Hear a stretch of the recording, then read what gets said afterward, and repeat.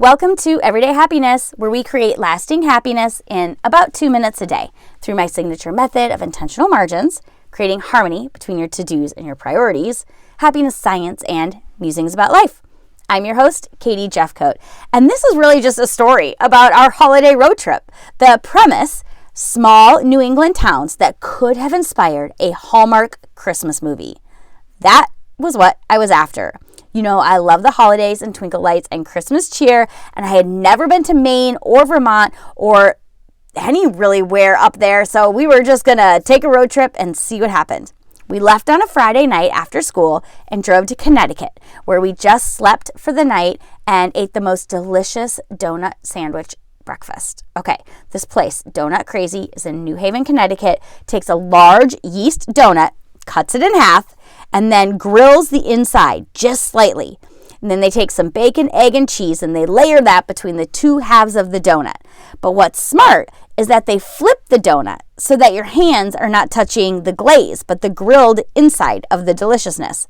I mean, it's pure perfection. Just once in your life, have a donut breakfast sandwich. I'm telling you, it's amazing. Okay. Next, we continued to the Cliff House, Maine, which is a hotel where I wanted to stay for a really long time. We finally got the chance. We stayed for 2 nights. The drive took us through picturesque Portsmouth, New Hampshire, where the town square was bustling on a Saturday before Christmas, and there's Christmas trees, and it was just so beautiful, and you could feel the Christmas cheer. And then when we arrived at the Cliff House, it exceeded all of our expectations. It smelled like fresh pine. A 3-story Christmas tree filled the great room. Wood-burning fireplaces everywhere. The banisters were adorned with pine garland, and you could just smell the goodness. It felt like fancy Christmas. And the room that we got was amazing.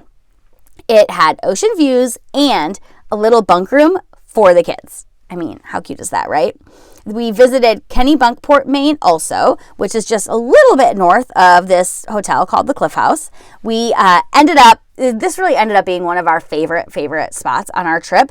We indulged in all things Maine. So we ate lobster rolls, Maine blueberry pie, drank blueberry soda, and even tried our hand at some of the local craft beers. We happened on the Christmas-themed bar. That was everything I could have dreamed. It was a perfect way to warm up and to indulge in some Christmas cheer. The decor was amazing. The town Christmas tree was adorable. It even had a lobster as the star. I mean, could it be any better than that? Next, we're off to Woodstock, Vermont. Woodstock is a charming little town, and they sure know how to do Christmas.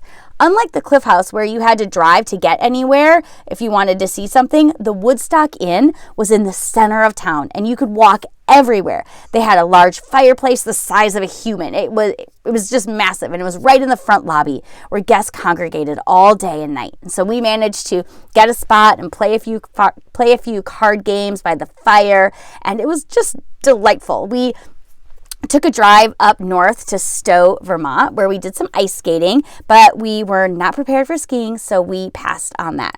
We basically spent the week driving around looking at holiday lights with the snow-covered trees and indulging in the most delicious meals. It was 24/7 family time, and we loved every minute of it. So much that when we got back home, we basically grabbed a board game and kept the good times rolling. So there you have it. The road trip in search of Christmas did not disappoint. If you ever find yourself in that general area, send me an email and I'll give you any pointers I can. And until next time, remember, kindness is contagious.